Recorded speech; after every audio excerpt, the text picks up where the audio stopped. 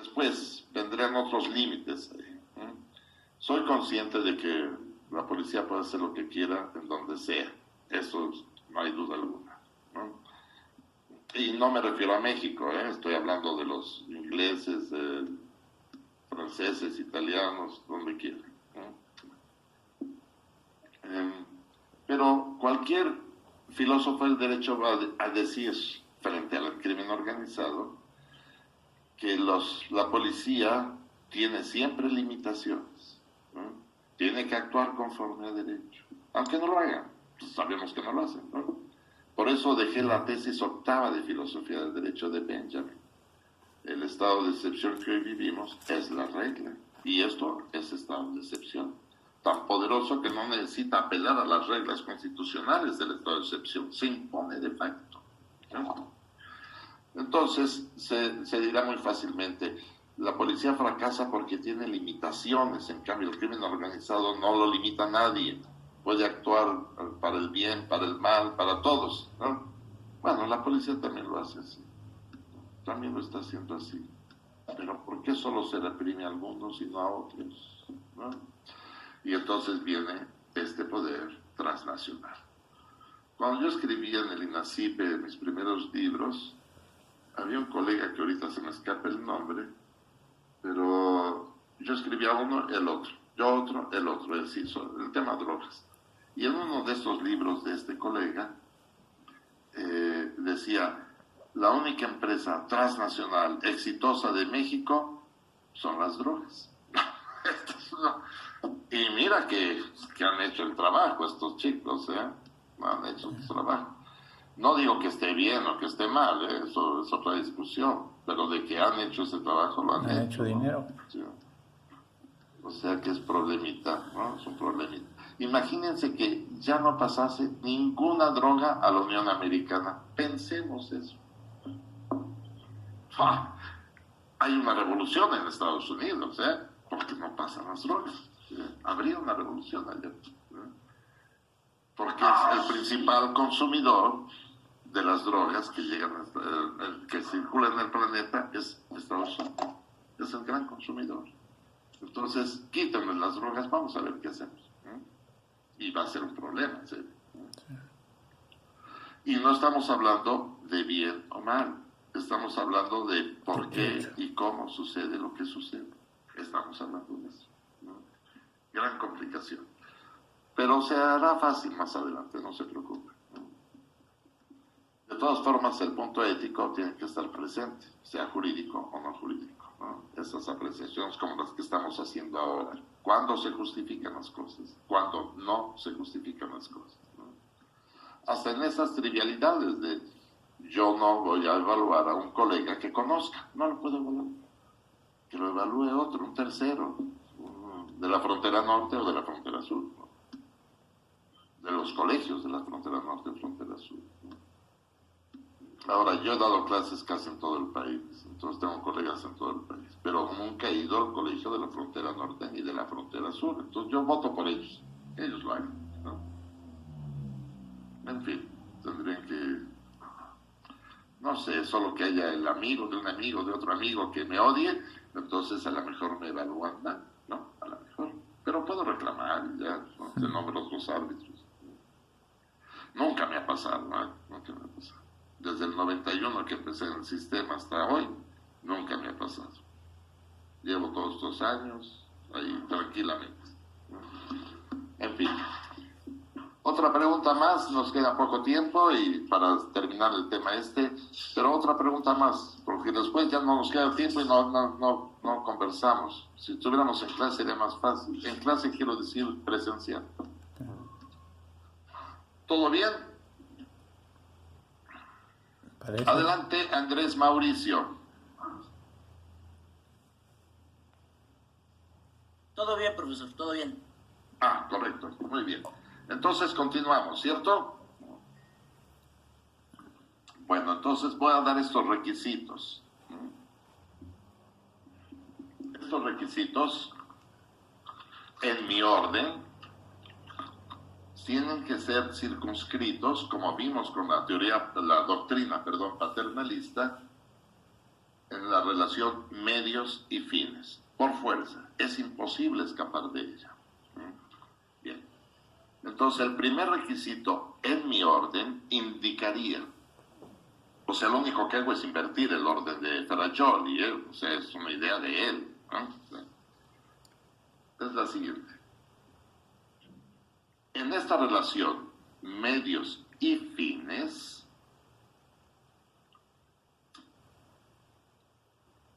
el fin justificador debe ser evaluado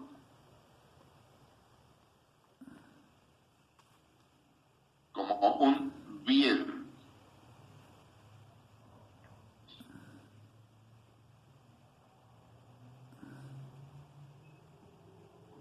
Y por lógica consecuencia,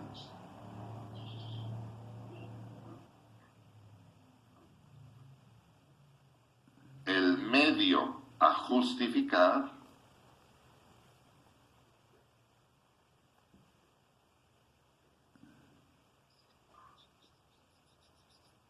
debe ser evaluado como un mal.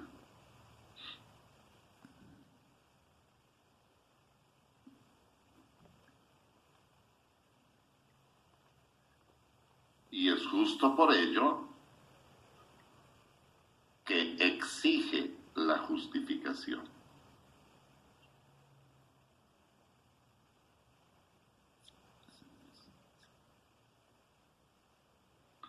¿Qué se puede aprender de ello? Los medios siempre serán evaluados negativamente.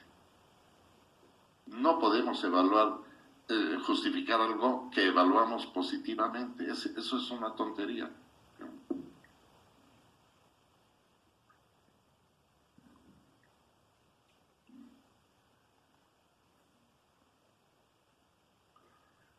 Con mis alumnos, en este caso también, pongo el siguiente ejemplo. Pensemos que soy un profesor muy estricto y que los voy a evaluar crudamente. Pensemos eso. Que ya no lo soy por mi edad, yo creo, ya parecen mis nietos y lo soy entonces el consentidor de todos. Y llega una de las alumnas en la última sesión de Zoom, ya que haya dado las notas, y ella sacó super 10 para publicarse inclusive, ¿no? Y va a decir públicamente en el Zoom: lo siento mucho, compañeros, es que leí todo lo que recomendó el profesor. Estudié todos los días y saqué 10, ¿no? ¿Qué pensaríamos de esta persona? Enloqueció, ¿no? Enloqueció. En cambio, aquel otro que sacó menos 700 puntos, o sea que tendría que hacer 12 doctorados para poder tener el primer título, ¿no? Tendrá que decir: es que en realidad mi mujer me quitó mucho tiempo. Tuve que lavar los trastes todos los días, ¿no? Y cosas semejantes. O sea, va a justificarse porque no sacó una alta calificación, ¿cierto? Entonces, solo lo que evaluamos a priori negativamente es lo que amerita una justificación. Si no, no la meritaría. En ello quiero señalar que en este campo que estamos trabajando, el medio es la violencia. Y por supuesto que la violencia es evaluada negativamente y por ello nos exige la justificación. Esa es la razón, ¿no?, por la que nos lo exige. Y entonces la justificación tiene que ser la persecución de un bien, ¿sí? Eso es la única prueba. Bueno. Segundo requisito, primera parte.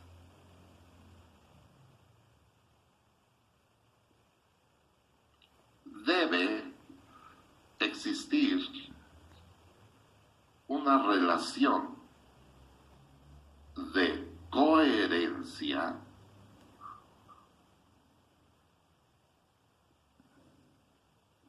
entre medios y fines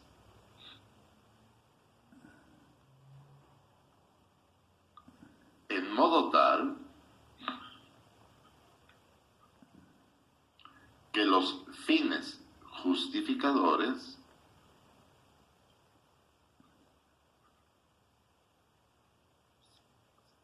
sean alcanzados con los medios propuestos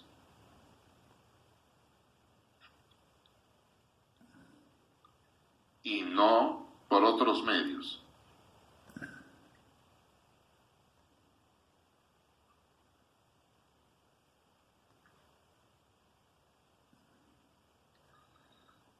Esto nos ayuda a comprender que no podemos exigir fines inalcanzables, sino que puedan ser fines empíricamente razonables, que los medios que estoy proponiendo empíricamente los puedan alcanzar. Si no, es una locura.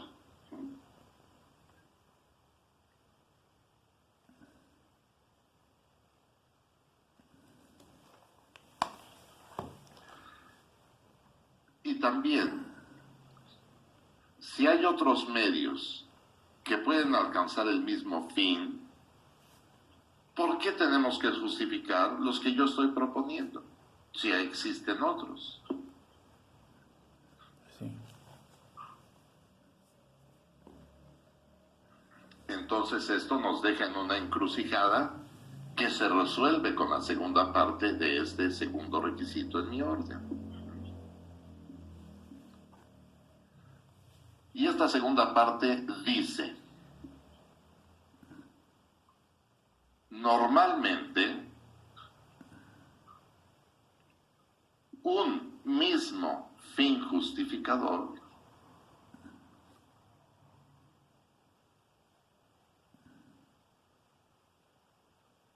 puede ser alcanzado con diversos medios.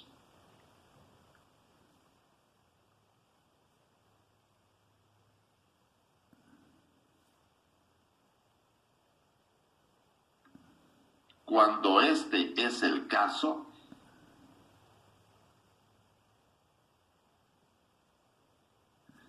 es decir, que haya diversos medios que pueden alcanzar el mismo fin, ¿verdad? ¿Se entiende? Cuando este es el caso, solo se justifica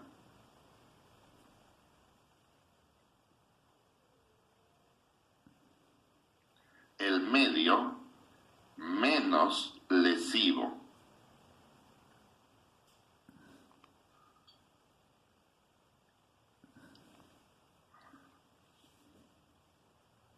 ¿Se entiende? O sea, el que cause menor daño, ¿no? Es el único que se justifica.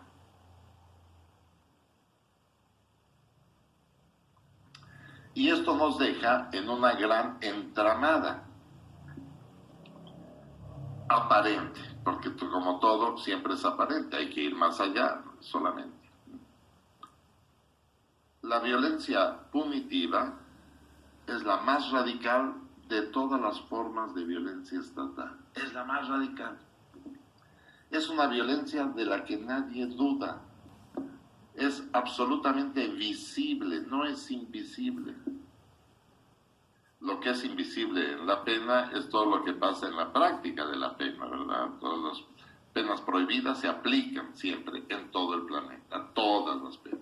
Pienses en Guantánamo, ni siquiera están procesados, no son prisioneros de guerra, no cometieron delitos, están ahí porque no los quieren dejar salir, punto. Nada más. O sea, todo lo ilegal se ejecuta en formas, entre comillados, legales, sin ningún referente jurídico establecido. Bueno, es lo más radical. Para justificarse, tiene que exhibirse como lo menos lesivo para alcanzar un fin. Lo menos lesivo. Y es lo más lesivo y tiene que ser lo menos lesivo. Gran problema que se tiene ahí. Me parece que ya lo podemos descubrir con los relatos que esta sesión hemos tratado. Y para ello desearía que recuperáramos en la memoria nuestra sesión pasada, cuando vimos la diferencia que hizo Freud y seguido Merton, ¿no?, que es el que se publicita, entre funciones manifiestas y funciones latentes.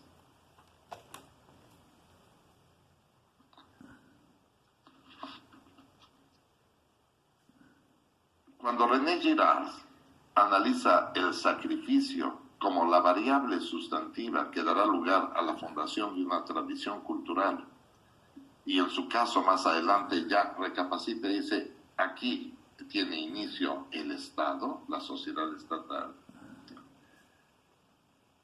sin explicarlo en los términos de Merton o de Freud, al cual leyó muchísimo de Freud, porque lo evidencia en todos sus libros, llega a la conclusión de que las categorías, bueno, esta es mi conclusión, ¿no?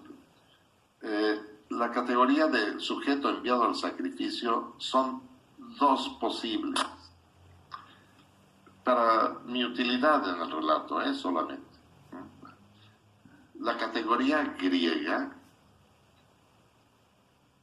el chico que era mandado al sacrificio se llama fármacos, de donde deriva la palabra farmacia. ¿Por qué es llamado así? Un antipsiquiatra, Thomas Szasz, lo deduce en un libro que se llama El mito de la droga en los siguientes términos. Se llama fármacos porque en ese momento, en la Grecia sacrificial, era la ritualidad terapéutica más importante. Entonces, es la medicinita que nos va a salvar. Con el pensamiento ambivalente como santo y maldito en el Homo Sacer, aquí también. Este sujeto enviado al sacrificio, como fármacos, es ambivalentemente visto como veneno y panacea. Veneno y panacea. O sea, el causante de nuestros males, el cual a su muerte nos salvará a todos, ¿no? De modo, manifiestamente, se entendería que matamos a un sujeto de la comunidad para que lloviera, para que la epidemia se acabase. O sea que ahorita hay que matar a varios para el COVID-19, por ejemplo, si estuviéramos en esa etapa. Para eliminar toda penuria social. Y la cuestión es que aquí estamos vivos, seguimos vivos. Pero no estamos vivos porque Zeus haya dicho que debemos de vivir. Y el sacrificio se llevó a cabo en todas las culturas. La tradición judío-cristiana también lo tiene, ¿no? Nos acusaron de ser antropófagos porque nos comíamos al sacrificado, los españoles. Cuando en las 7 partidas está la obligación de matar a humanos y comérselos cuando el castillo esté sitiado. O sea que eso se vivió en todo el planeta. Pero esta es la función manifiesta, porque no porque matamos a alguien llovió. No, pero es oculta, dice Girard, oculta la verdad. ¿Cuál es esa verdad? O sea, la función latente. La unanimidad de la violencia hace posible que si matamos a uno, reducimos la violencia recíproca entre los miembros de la comunidad. Y es cierto. Y esto resultó ser ciertísimo. Esa carencia fundamental de la que hablaba José Gil, según empezamos este relato aquí en esta sesión, no es sino la nuda vida a la que se refiere el ostracismo con el Homo Sacer. O sea, una vida sin valor alguno. ¿Cuáles serán estos sujetos que no tienen vida digna? Pues los enviados al sacrificio y los enviados al ostracismo. Explícito en este último, pero implícito en el primero. ¿A quiénes enviamos ahí? A los más afectados del grupo. Como ya les tengo confianza, lo voy a decir con más claridad. Los más jodidos los enviamos al sacrificio, a los más jodidos, los contrahechos por la naturaleza. Pero estos se acaban, estos se van a acabar. ¿Qué hacemos después para continuar con este orden establecido? Hicimos guerras floridas aquí en Mesoamérica, porque necesitamos al otro, a los excluidos, para matarlos y que continúe este orden establecido. Con esa fantasía de que así la edad del movimiento, Olinto Natiú, continuará rigiendo, etc. ¿no? Fantasía si quieren, ¿no? En Grecia había también guerras floridas, porque es una situación estacional. Viene la primavera, hay que matar a alguien. Entonces, ¿qué hacemos? Como ya no hay contrahechos en Grecia, vamos por los otros. Y atacan un pueblo y se llevan prisioneros de guerra al sacrificio. Vámonos. Arcadia, 700 años antes de Jesús de Nazaret. Casi un milenio antes, ¿no? Sucedía todo esto. Entonces, la función latente es esa. ¿Por qué razón se evidenció esto? Porque los que estudiaron la venganza antes de la génesis del Estado descubrieron algo que se mantiene vivo hasta hoy. La venganza, primer rubro de lo que puede llamarse justicia, valorativamente hablando, no empíricamente, o sea, ¿qué debemos de hacer? Cuando me faltan el respeto, hay que matar al otro, punto. ¿Sí? Eso es lo que debemos hacer. Pero la venganza siempre, todas las antropologías de todo el planeta lo han develado. La venganza fue desproporcional y atacaba las fuerzas productivas, siempre. O sea, matamos hombres, nos llevamos mujeres, por supuesto, matamos a los hombres y si mataron a uno de mi grupo, mato a 10 de tu grupo.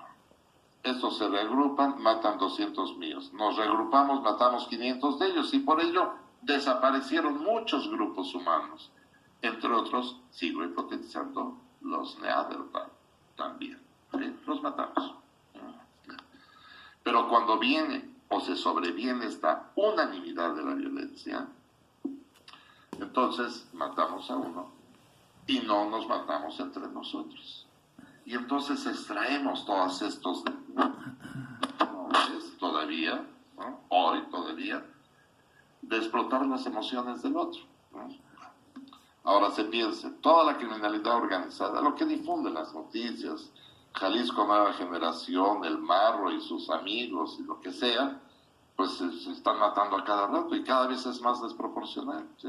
Y no importa si matamos a un, entrecomillado, civil que va caminando por ahí, no importa, daño colateral, lo que sea, ¿sí? Pero entonces se impone una violencia frente a otra violencia. Aún así, la población mexicana sigue creciendo, dioses. Aún así, a pesar de esto, crecemos. Si no hubiera habido esta ritualidad del sacrificio, entonces tal vez nos hubiéramos extinguido, tal vez, ¿no? Porque estaríamos matándonos unos contra otros.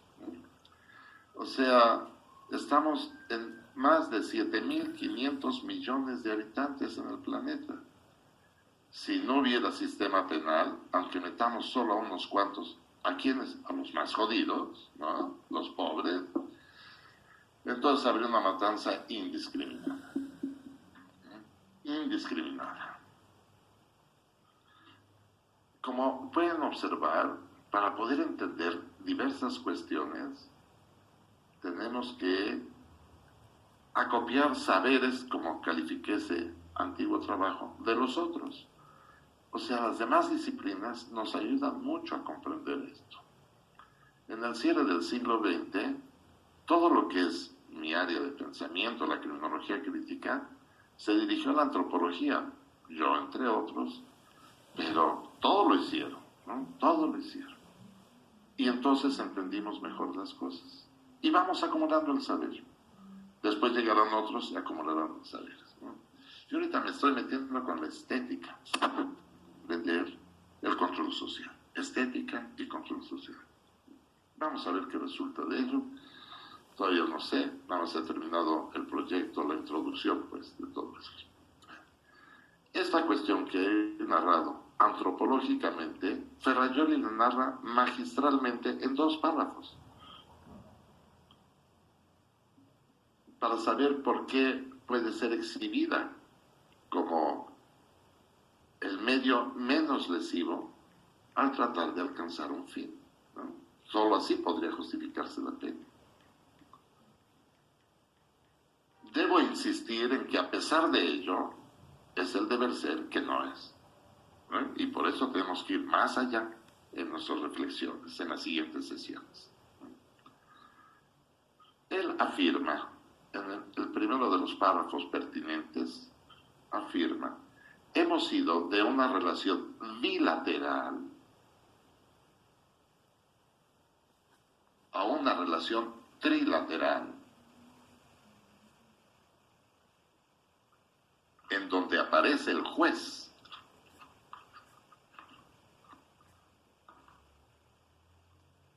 visto como tercero imparcial.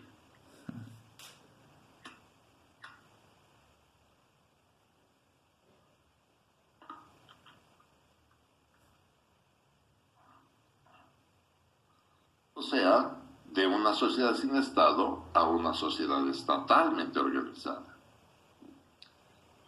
Los conflictos los resolvía el privado, ¿sí? No había un código penal, pero la venganza significaba matar a otro, punto. Eso es lo que significaba, y siempre desproporcional, como lo he señalado. Pero ahora, en esta relación trilateral, el juez es el que expresará la fuerza, ¿no? Justo por esa norma inicial en donde se afirma: nadie puede hacerse justicia por propia mano, nadie. O sea, el fin de la pena es una finalidad utilitaria, como todo lo que llaman equivocadamente teorías utilitarias de la pena, los manuales, ¿no? Una finalidad utilitaria, pero no es relativa a la prevención del delito, no, sino a la prevención de la venganza. Ahí está.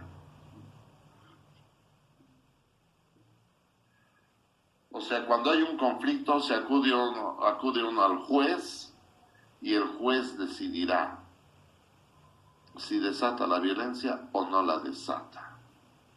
Pero con la idea de prevenir, tú, víctima de estas cuestiones, no puedes hacer uso de la fuerza. Tú no, ¿sí? Solo yo, el juez.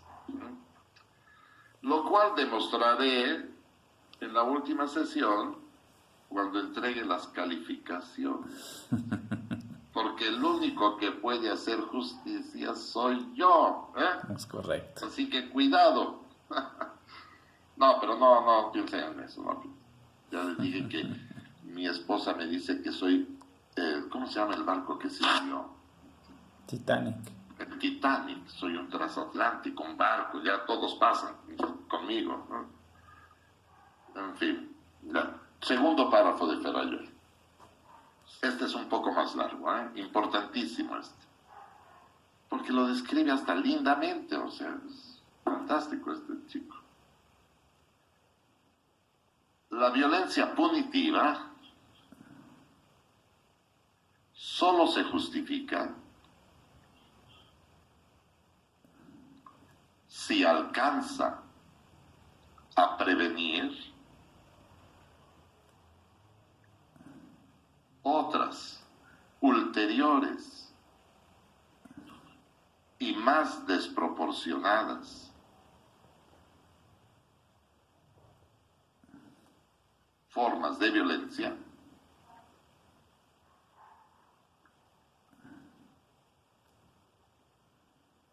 como lo ha sido y lo es la venganza.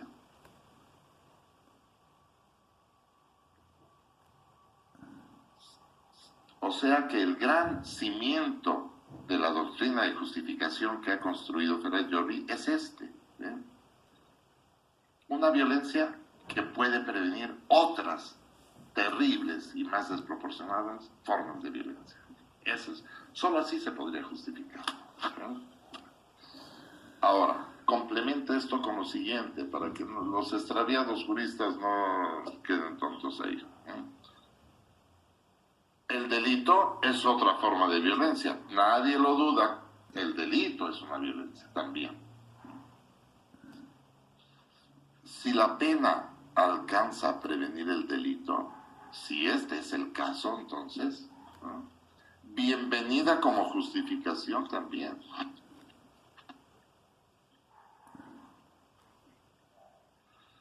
Pero solo, y eso es lo importante, pero solo como una justificación subsidiaria.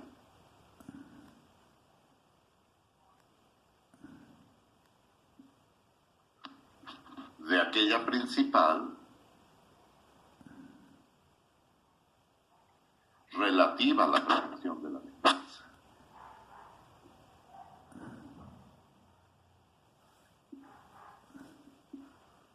O sea que esto empieza a ser bastante más lúcido todo, ¿no? De hecho, páginas más adelante, estoy hablando de las 300 o 400 páginas por ahí, afirmará que cuando se expresa la pena, o sea, cuando se desata esta violencia punitiva, hay un relajamiento de las ansiedades sociales. Y ciertamente es lo que devela la antropología con esa función latente, ¿no? Nos relajamos y ya nos hacemos menos violentos. Claro que un antropólogo actual que analice no las historias antiguas, sino la historia que estamos construyendo ahora, o sea, que se hace pasado, ¿no?, pues va a complicarse mucho, porque nuestras sociedades son mucho más